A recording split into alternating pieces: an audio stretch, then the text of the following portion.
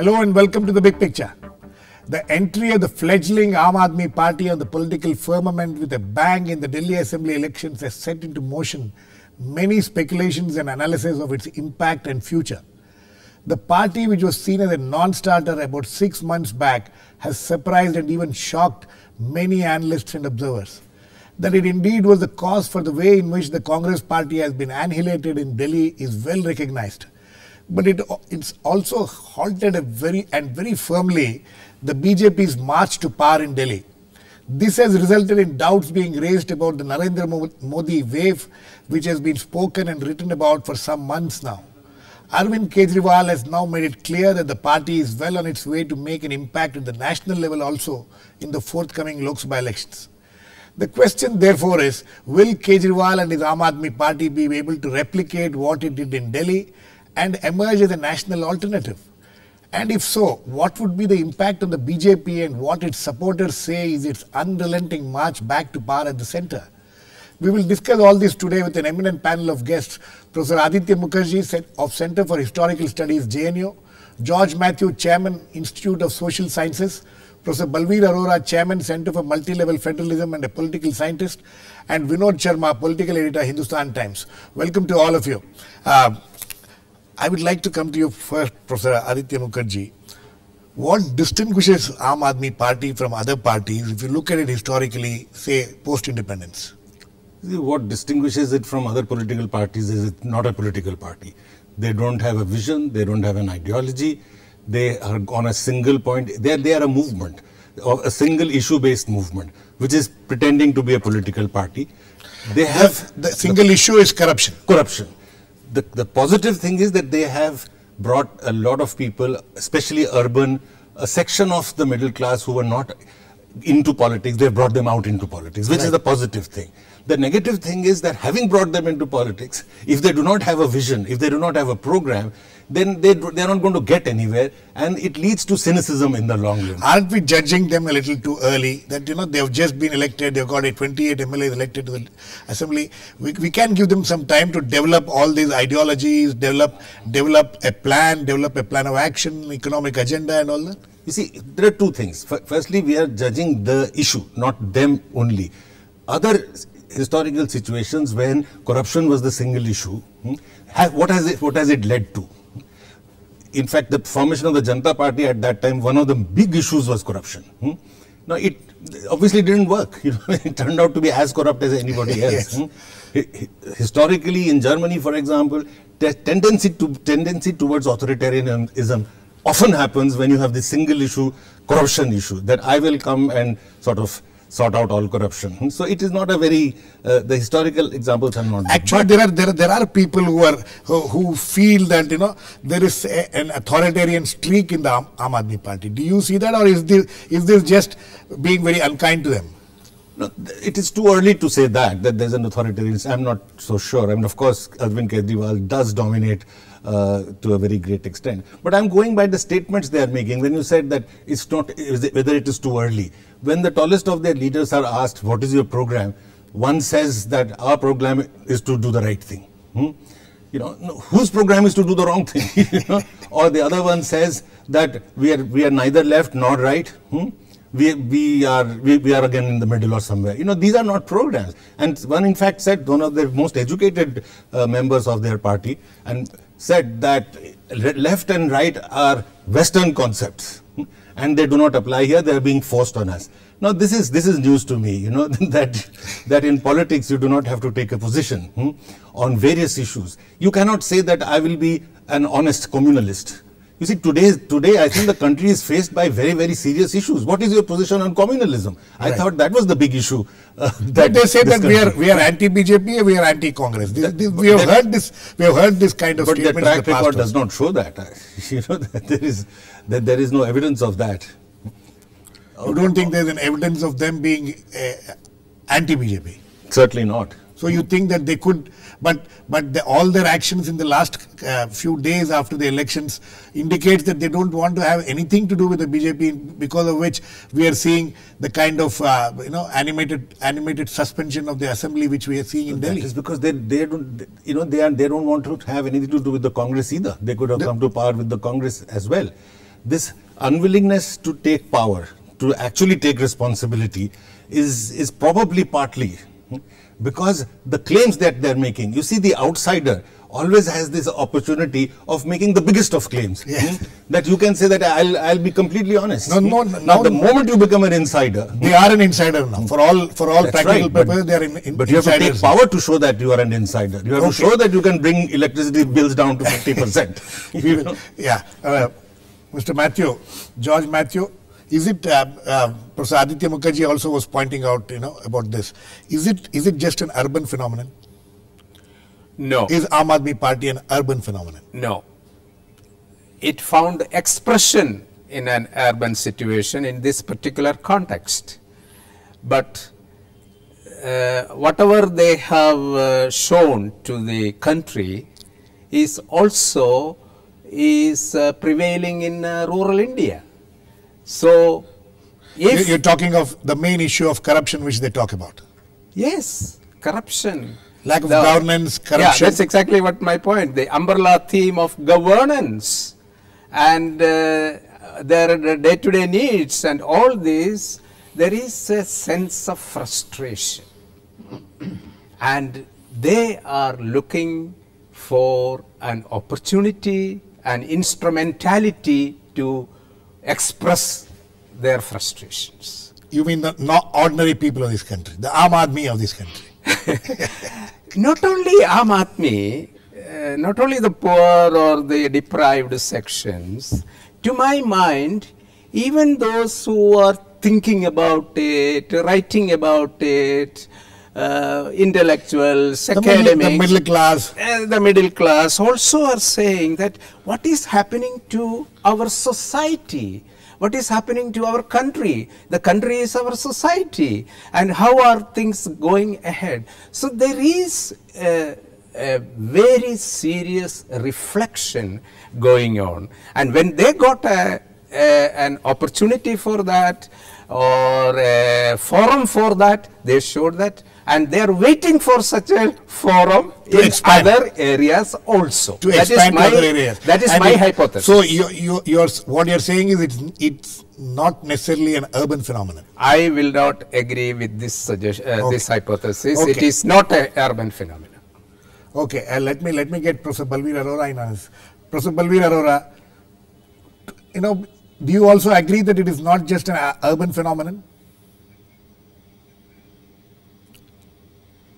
Well, I think this is an interesting movement which has transited from riding the wave of anti-corruption sentiment to transforming itself into a party.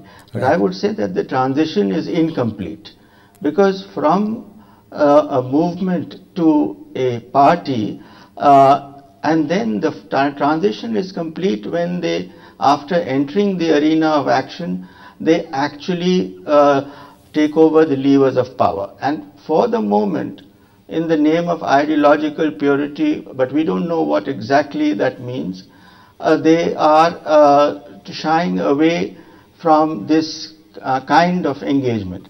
The other thing that Professor Mukherjee mentioned is that ultimately you can't have a single point agenda party, and anti-corruption is inevitably something that affects the incumbent government the most, because they are the ones who are seen as being holding the levers of command. Now, in this, there are many other issues. In politics, you have to choose, and it's the art of the possible. So, where do they stand, and whether it is only this urban discontent with the state of civic life and with they've captured a mood, but to transform that mood into a systematic program of governance is something that we still have to wait and see. We can wait and we'll wait and watch for that. But Vinod, the issue is that the issues which they are raising, which the Aam Aadmi Party has, is rising, is raising is about corruption, governance and things. These are exactly the issues which the BJP also is talking about.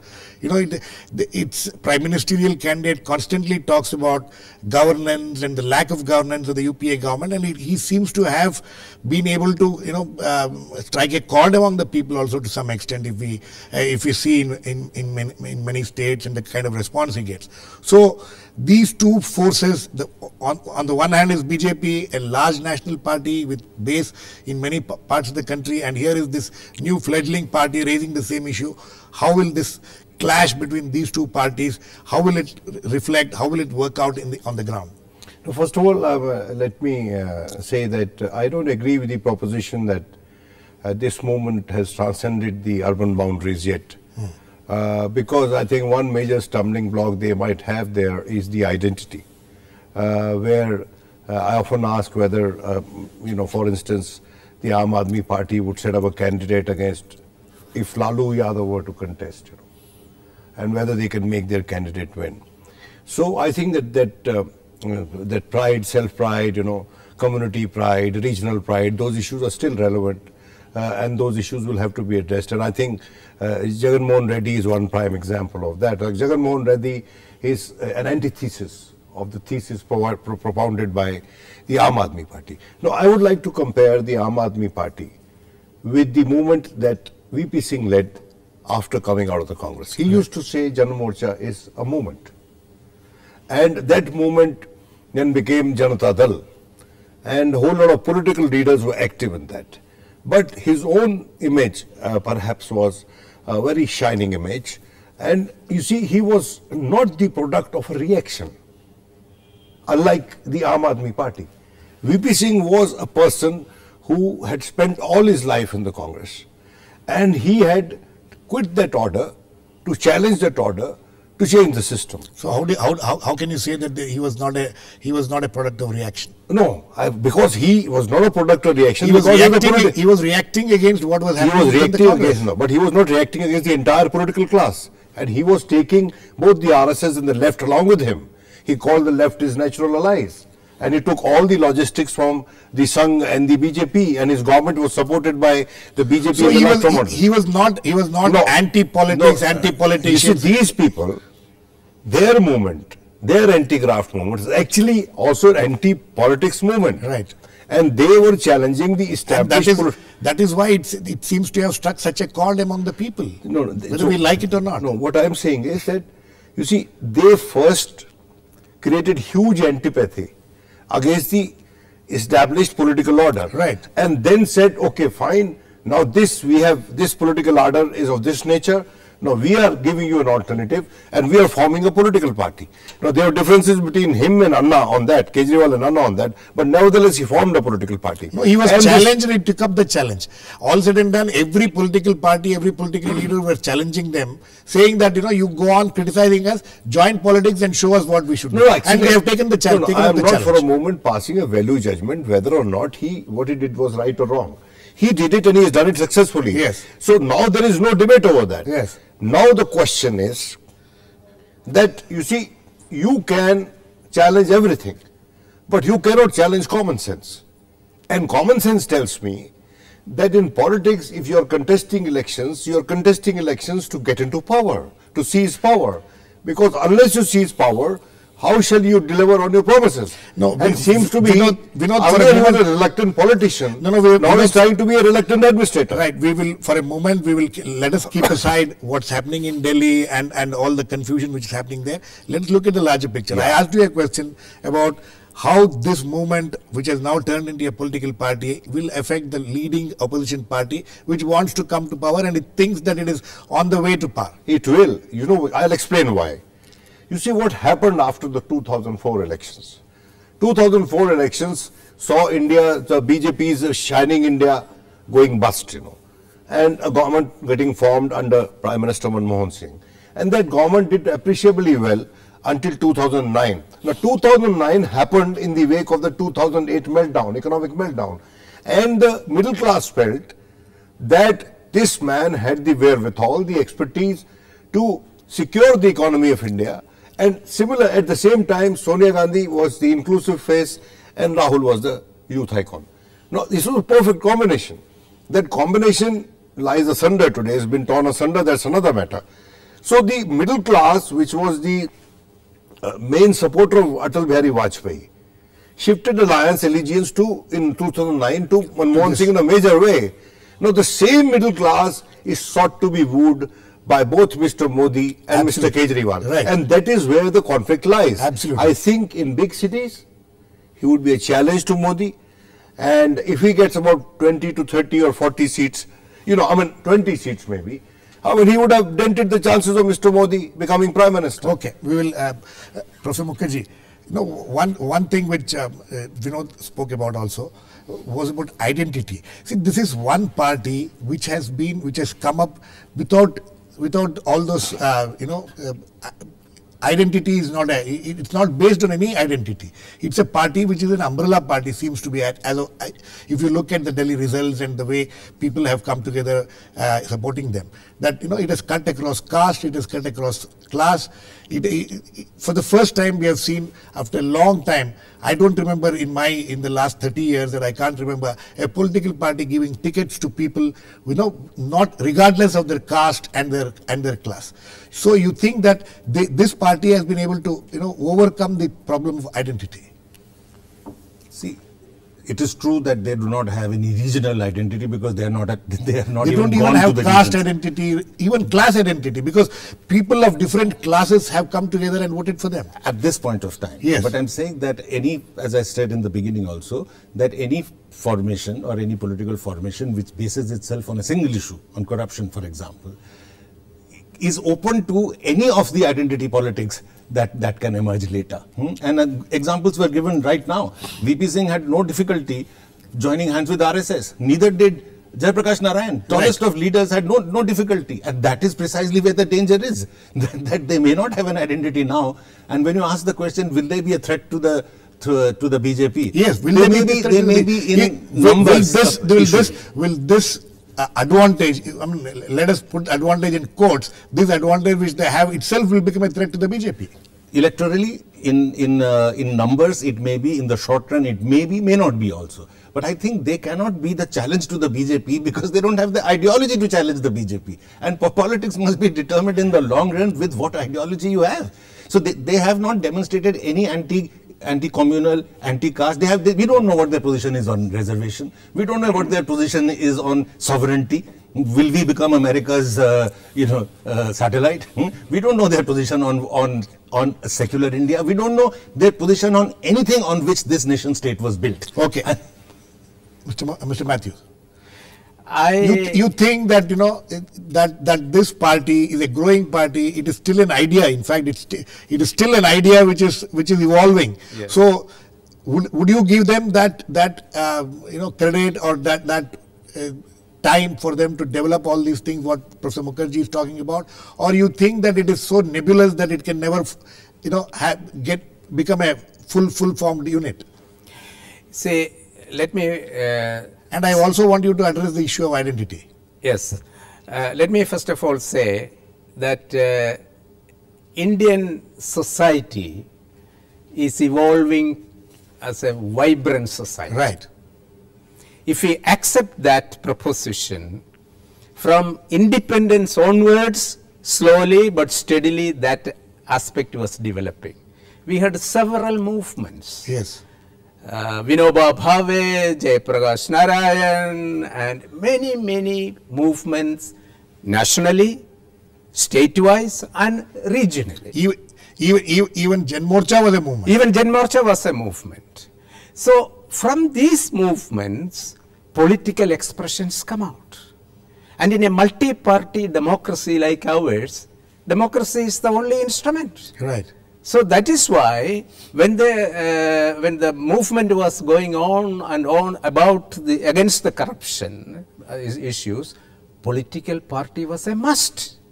So that was a correct decision at that point.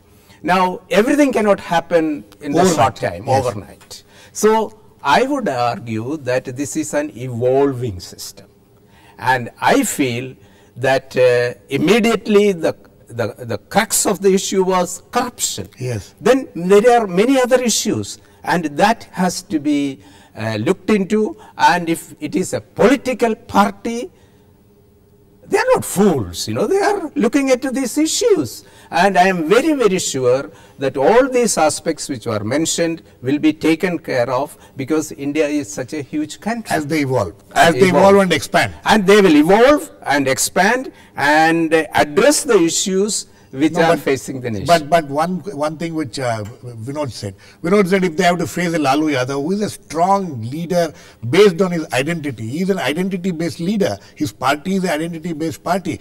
What happens when Aam Aadmi party tries to take on a Lalu Yadav or a Mulayam Singh Yadav or a Mayawati?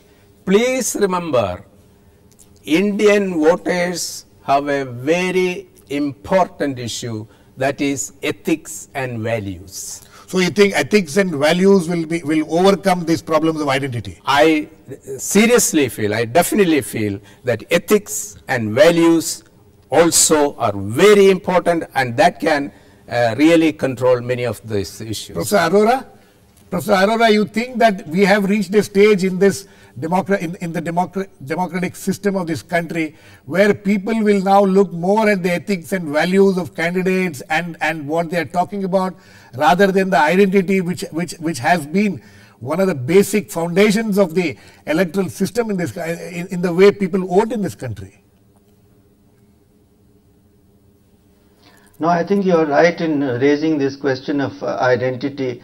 Identities tend to get blurred, tend to get papered over in urban settings, and that is what you see in Delhi, is that it is the middle class, it's the underclass, it's a certain they come together on an issue. Yes. But then when you go deeper, and that is where the cracks will appear, because right now there is a single focus type of program which does not really allow the differences within the party even to surface. Right. Anything that is taking away from its expansion is put as a personal view. So, for example, an issue which is being debated hotly in the capital, Section 377. Yes. Now, we have not heard. All political parties have taken one position or the other. So I think what is going to happen is that, and to come back to your main question, is that, is it a threat to the BJP? I think it can only be a threat to the BJP in areas where the BJP is present and strong. So if you look at the metros where they have plans to expand, in Mumbai, it is an ally, yes, they are there also. But in Chennai, in Kolkata, they are not anywhere on the scene, in the picture. The second thing is that I think one should not underestimate the impact on the ruling party. I think that is something that is, it's not so much benefiting or taking away from the BJP as eroding the credibility of the UPA in the eyes of its potential allies. So absolutely. I think both these factors, if you are looking at assessing the long-term perspective on how it can impact the next elections, I think they have to be kept in mind. Okay, both the Congress and the BJP, which has been very clearly shown in Delhi. Our only concern, our only question is now, which is bothering everybody, is that will they be able to replicate this from in pockets, even in urban pockets across the country? And if that happens, who will be hurt more? See, whether it's the BJP or the Congress. I think that is still not the question to me. To me, the question is what is going to be their impact on the political system as a whole. They are undoubtedly got their finger on the nerve on the issue of a large number of people being upset by both the Congress and the BJP's lack of governance or corruption and other issues. Now, with that, what are they doing? And that is that the problem with the whole formation. For example, just to say that I must know. I would rather live in a dishonest, secular, inclusive India than live in a very honest, fascist, non-inclusive India. Yeah. So I would like to know what this honest bunch of people think about basic issues. Unless we know, I think they're doing damage to Indian politics. Okay, I mean, without judging them, and now we'll give them some time to judge before we can decide whether they're damaging or helping this Indian politics. Mr. Mathew, George Mathew, my question is that the BJP strategy now, what should be the BJP strategy? Because, you know, if Kejriwal is emerging as some kind of a hero who can take on or who can dent Narendra Modi's stature or image and things like that, what do you think the BJP will have to do to ensure that he doesn't dent it so much that, you know, it doesn't stop their march towards the Red Fort? I cannot say what should be the strategy of BJP, but there are some signals. You see, BJP was invited to form the government. Yes. They were short of only four seats. But BJP said, no, we are not going to form the government. So already you think that they have been affected by the Aam Aadmi Party? Definitely, seriously. If not, it's a fact. Yes. It's a fact. So that reinforces your earlier thing that ethics and values seems to be becoming important for political parties. Vinod? See, why just they not forming so the government? Aam Aadmi Party has forced the BJP to take that position, See, which it would not have taken otherwise. No, frankly, there is a race for becoming leader of the opposition in the Delhi Assembly and not becoming the chief minister. So why? That is there. Why that is happening? No, that is happening because the promises the two sides have made are too tall to be fulfilled. You see, that is what you saw in the run-up to these elections was height of populism. Now, that's another thing. I don't want to dwell on that. You see, they have already left their imprint on the parliament. Yes. Today in the Rajya Sabha, the Lokpal bill was introduced in the Rajya Sabha and for amendments and all that. So they have made their mark. No, for 2 years this bill was just not touched. No, my short point is that the intimidatory appeal that this Aam Aadmi Party has, it has become some kind of a watch person, on watchdog on all other political watchdog party. But then, you see, this shall be relevant only till the time they don't come to power. Once they come to power, they shall be judged by the yardstick of performance. Yes, and that is where they seem to be running away now, because in the run-up to 2014, they want to keep that charisma, that sheen, that popular esteem that they have, so that they can win some seats. Last words to you very quickly. I totally agree with this, that their main impact can be as a pressure group on the political system as a whole. Right. Like the Greens have been a pressure group in Europe. Okay. And that is what they should very quickly, all of you, do you think that they will make a dent on BJP in the 2014 elections? I mean, of course, they will be a factor. Mr. Matthews. I cannot say a dent, but there will be an impact. I think in Bangalore, in Delhi, in Mumbai, these are the three cities which were high on the radar of Mr. Narendra Modi. Today, he must be sort of reworking his strategy as to how to contain them. Professor Balveer, very quickly. Yes, I think what you are going to see is their capability to forge allies, maybe with the Lok Satta, with other like-minded groups, and see if they can make a dent on the urban scene, at least. In the rural countryside, I think it's a long haul. Okay, it's a long haul. Okay. On that note, we need to end. It is very interesting. There is still skepticism about this new party because there is still a lot of things which needs to be unveiled, and for us to understand. It's, as Mathew says, it's an evolving party. We will give them that credit, to give them some time to evolve. Thanks to all my guests, but the fact of the matter is that everybody agrees that at least in the urban areas, they may become a threat to the BJP. We'll wait and watch. Thanks to all my guests, Professor Balveer Arora, Professor Aditya Mukherjee, George Mathew and Vinod Sharma. Please keep watching. We'll come back with another issue in the big picture, same time on Monday. Meanwhile, have a great weekend.